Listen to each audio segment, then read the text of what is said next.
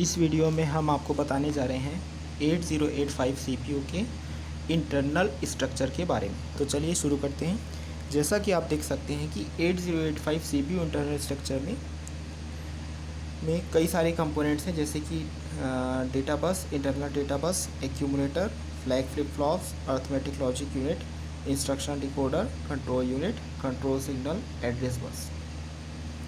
ये सारे कंपोनेंट्स आपस में कनेक्टेड हैं। जैसे कि डेटा बस कनेक्टेड है इंटरनल डेटा बस से, इंटरनल डेटा बस कनेक्टेड है एक्यूमुलेटर से, इंस्ट्रक्शन डिकोडर से, साथ ही साथ इंस्ट्रक्शन डिकोडर कनेक्टेड है कंट्रोल यूनिट से, कंट्रोल यूनिट कनेक्टेड है कंट्रोल सिग्नल से। और यहाँ पर आपको कुछ और रजिस्टर्स भी दिखाई दे रहे हैं, जैसे कि B register, D register, H register, इसके अलावा सी रजिस्टर, ई रजिस्टर और एल रजिस्टर, एस पी यानी स्टैक पॉइंटर, पी सी यानी कि प्रोग्राम काउंटर। तो ये सारे आपके जो हैं 8085 सीपीयू के इंटरनल स्ट्रक्चर के कंपोनेंट्स हैं। यहाँ पर इनिशियली जो सिग्नल आता है डेटा बस से आता है इंटरनल डेटा बस पे। इंटरनल डेटा बस से सिग्नल जो भी इंफॉर्मेशन जाती है एक्यूमुलेटर पे, इंस्ट्रक्शन डिकोडर पे, और कुछ इन्फॉर्मेशन जो है इन रजिस्टर से भी मिलती है। इंस्ट्रक्शन डिकोडर से कुछ इन्फॉर्मेशन जाती है कंट्रोल यूनिट से, कंट्रोल यूनिट से कंट्रोल सिग्नल। नेक्स्ट इसी के अंतर्गत हम आपको बताएंगे 8085 रजिस्टर्स के बारे में। 8085 रजिस्टर्स के बारे में तो 8085 रजिस्टर्स में आप देख सकते हैं कि कुछ रजिस्टर्स होते हैं, जैसे कि accumulator, B register, D register, H register, flag register, C register, E register, L register, stack pointer, program counter. ये सारे क्या हैं 8085 के रजिस्टर्स हैं। सारे क्या हैं 8085 के रजिस्टर्स हैं।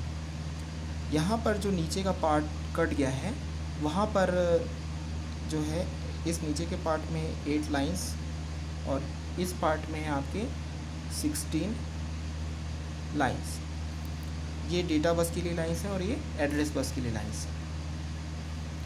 अब हम 8085 सीपीयू के इंटरनल स्ट्रक्चर को एक बार डिटेल में हम इसका चलते हैं। जो हमने अभी आपको इसके पिछला डायग्राम बताया, तो पिछले डायग्राम में आपने देखा कि यहाँ पर बहुत सारे सेक्शंस हैं, रजिस्टर्स हैं, एक्यूमुलेटर्स हैं। तो सबसे पहले हम आपको जिस सेक्शन के बारे में बता रहे हैं वो है आपका रजिस्टर्स।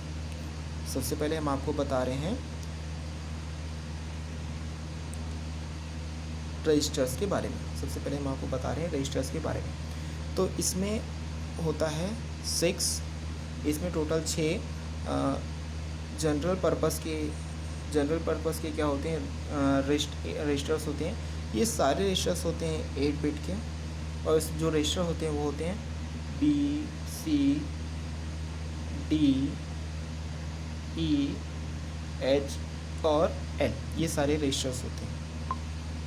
और ये जो भी रजिस्टर्स होते हैं, इन रजिस्टर्स को कंबाइन किया जा सकता है। जो रजिस्टर्स हमने आपको बताया, जैसे कि बी, सी, डी, ई, एच और एल, इन सभी को क्या किया जा सकता है, कंबाइन करके क्या बनाया जा सकता है, एक रजिस्टर का पेयर बनाया जा सकता है, ताकि परफॉर्म किया जा सके 16 बिट, ताकि परफॉर्म किया जा सके 16 बिट ऑपरेशंस को। तो जैसा पेयर बनेगा, तो पेयर कैसे बनेगा, एक बी सी नाम का रजिस्टर बनेगा, एक बनेगा डी नाम का रजिस्टर, और दूसरा बन सकता है आपका एच एल नाम का रजिस्टर्स। जो भी यहाँ पर रजिस्टर्स रहते हैं, वो रजिस्टर्स में एक फंक्शनैलिटी होती है या फीचर होता है, वो कहलाता है प्रोग्रामेबल। जो भी रजिस्टर्स होंगे यहाँ पर वो प्रोग्रामेबल होंगे। किस पर्पस के लिए प्रोग्रामेबल होंगे, डेटा लोड के लिए, मूव के लिए, और इसके अलावा जो बाकी और भी ऑपरेशंस हैं उनके लिए क्या होंगे, प्रोग्रामेबल होंगे। तो अभी हमने आपको बताया 8085 सीपीयू इंटरनल स्ट्रक्चर के अंतर्गत रजिस्टर्स के बारे में। नेक्स्ट हम आपको बताएंगे एक्यूमुलेटर के बारे में। नेक्स्ट हम आपको बताएंगे एक्यूमुलेटर के बारे में। जो आपका एक एक्यूमुलेटर होता है और यह भी एक प्रकार का रजिस्टर होता है। जो एक्यूमुलेटर होता है वह एक सिंगल 8 बिट रजिस्टर होता है, सिंगल 8 बिट रजिस्टर होता है। जो किसका पार्ट होता है, ये एक्यूमुलेटर जो होता है ALU का पार्ट होता है। एक्यूमुलेटर का यूज़ किया जाता है अरिथमेटिक, एक्यूमुलेटर का यूज़ किस लिए किया जाता है, अरिथमेटिक या फिर लॉजिक ऑपरेशंस के लिए इसका इस्तेमाल किया जाता है एक्यूमुलेटर का। और जो भी इसका रिज़ल्ट है, जो भी एक्यूमुलेटर पे जो भी ऑपरेशन होंगे उनका रिज़ल्ट किस में स्टोर होगा, हमेशा किस में, एक्यूमुलेटर में ही स्टोर हो जाएगा। एक्यूमुलेटर में ही इसका रिज़ल्ट जो है वो स्टोर हो जाएगा। इसके बाद एक्यूमुलेटर के बाद हम आपको बताने जा रहे हैं फ्लैग बिट्स के बारे में। एक्यूमुलेटर के बाद हम आपको बताएंगे फ्लैग बिट्स के बारे में। जो फ्लैग बिट्स होते हैं वो इंडिकेट करते हैं रिज़ल्ट।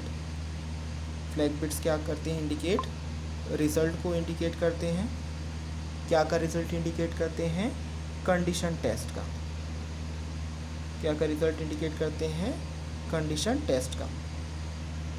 जो फ्लैग बिट होते हैं वो कुछ उनमें कई तरह के वैल्यूज़ हो सकते हैं, जैसे कि फ्लैग बिट से हम रिप्रेजेंट कर सकते हैं कैरी, ज़ीरो, इसके अलावा साइन, साइन मतलब पॉजिटिव या फिर नेगेटिव। इसके अलावा हम मेंशन कर सकते हैं फ्लैग बिट्स की मदद से पैरिटी।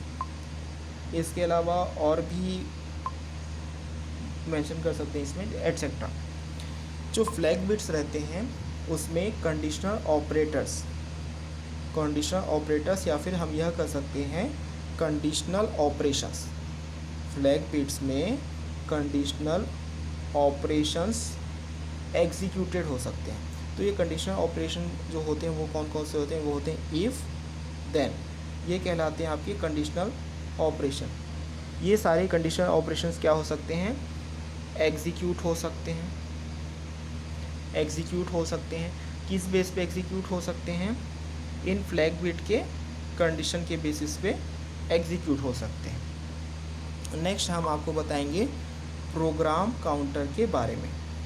यहाँ पर रजिस्टर्स के टर्म्स में प्रोग्राम काउंटर को शॉर्ट में हमने यहाँ पर शॉर्ट में हम जिस सिंबल से लिखते हैं वो है PC। यहाँ पर PC का मतलब है प्रोग्राम, यहाँ पर PC का मतलब है प्रोग्राम काउंटर। यहाँ पर PC का मतलब है प्रोग्राम काउंटर। जो भी प्रोग्राम काउंटर होता है वह कंटेन करता है एक मेमोरी एड्रेस, जो मेमोरी एड्रेस हो सकता है 16 बिट्स का, और यह कंटेन करता है मेमोरी एड्रेस 16 बिट्स। किसका मेमोरी एड्रेस कंटेन करता है, यह नेक्स्ट ऑफ द इंस्ट्रक्शन। जो भी आपका प्रोग्राम काउंटर होता है वो कंटेन करता है मेमोरी एड्रेस यानी कि 16 बिट्स। किसका 16 बिट्स, इंस्ट्रक्शन का, जो कि एग्जीक्यूट होता है नेक्स्ट स्टेप। यानी कि program counter contains the memory address 16 bits of the instruction that will be executed in the next step. इसके बाद हम आपको बताएंगे स्टैक पॉइंटर के बारे में। तो स्टैक पॉइंटर को इन शॉर्ट हम लिखते हैं SP, यानी कि स्टैक पॉइंटर। स्टैक पॉइंटर, जो स्टैक पॉइंटर होता है यह अगेन कंटेन करता है एड्रेस। यह एड्रेस होता है 16 बिट का। किसका होता है यह एड्रेस, एक मेमोरी लोकेशन का होता है। ये होता है मेमोरी लोकेशन का। किस में होता है यह, रीड राइट मेमोरी में होता है, जिसे हम कहते हैं स्टैक। यानी कि stack pointer contains the address 16 bits of a memory contains in read write memory called the stack. इसके अलावा आप देख सकते हैं कि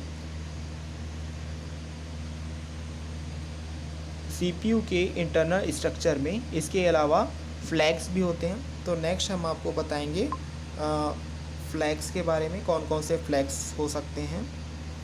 Flag is also a component in the 8085 CPU internal structure. Flags.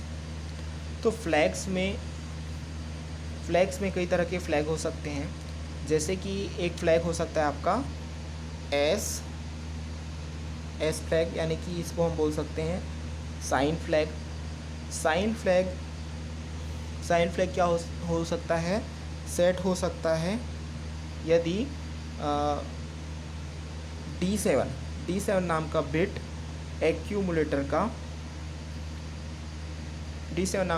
Accumulator का सेट होता है। क्या होने के बाद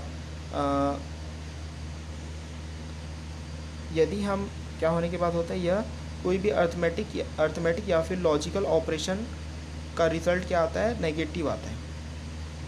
यानी कि हम यह बोल सकते हैं कि साइन फ्लैग सेट होगा तब, कब सेट होगा, जब बिट D7 एक्यूमुलेटर का सेट होगा। यह कब होगा, जब कोई भी अर्थमेटिक या लॉजिक ऑपरेशन का जो रिज़ल्ट आएगा वो आएगा नेगेटिव। नेक्स्ट जो फ्लैग है वो है Z फ्लैग, जिसे हम कह सकते हैं ज़ीरो फ्लैग भी हम कह सकते हैं। Z यानी कि ज़ीरो फ्लैग। जो Z फ्लैग होता है यह सेट होता है, कब सेट होता है, यदि रिज़ल्ट ऑफ ALU ऑपरेशन का जो रिज़ल्ट आता है यदि वो ज़ीरो आता है तब ज़ीरो फ्लैग सेट होता है। यदि ऐसा नहीं होता है तब रीसेट हो जाता है। यह फ्लैग अफेक्टेड होता है, यह फ्लैग क्या होता है, अफेक्टेड होता है कुछ ऑपरेशन से। यह ऑपरेशन होते हैं एक्यूमुलेटर पे होते हैं, यानी कि एक्यूमुलेटर पे होने वाले ऑपरेशन से जो ज़ीरो फ्लैग इफेक्ट होता है, इसके साथ साथ अदर रजिस्टर्स पे भी इफ़ेक्ट पड़ता है। नेक्स्ट जो फ्लैग है वो है आपका AC यानी कि ऑक्सिलरी कैरी। यह भी एक तरह का फ्लैग है, AC ऑक्सिलरी कैरी। जो ऑक्सिलरी कैरी फ्लैग है यह सेट होता है जब एक कैरी जनरेट होता है D3 बिट से और पास होता है D4 पे। यानी कि जो ऑक्सिलरी कैरी फ्लैग है यह तब सेट होता है जब एक कैरी जनरेट होता है D3 बिट से और पास होता है D4 बिट पे। जो ऑक्सिलरी कैरी फ्लैग है यह सिर्फ़ और सिर्फ इंटरनली यूज़ किया जाता है, यह सिर्फ़ और सिर्फ इंटरनल यूज़ के लिए इस्तेमाल होता है और यह इस्तेमाल होता है आपके BCD ऑपरेशंस पे यूज़ होता है आपका ऑक्सिलरी कैरी फ्लैग। इसके बाद नेक्स्ट हम आपको बताएंगे P फ्लैग यानी कि पैरिटी फ्लैग के बारे में। अभी हम बता रहे हैं आपको P फ्लैग यानी कि पैरिटी फ्लैग।